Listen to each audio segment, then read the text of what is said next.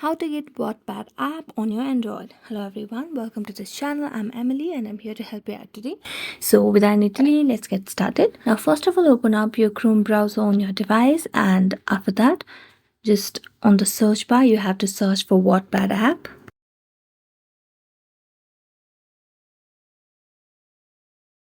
For easy download, you can also search for Wattpad download, and you'll be able to see that you can download it via Google Play Store, or you can also download it via different options over here.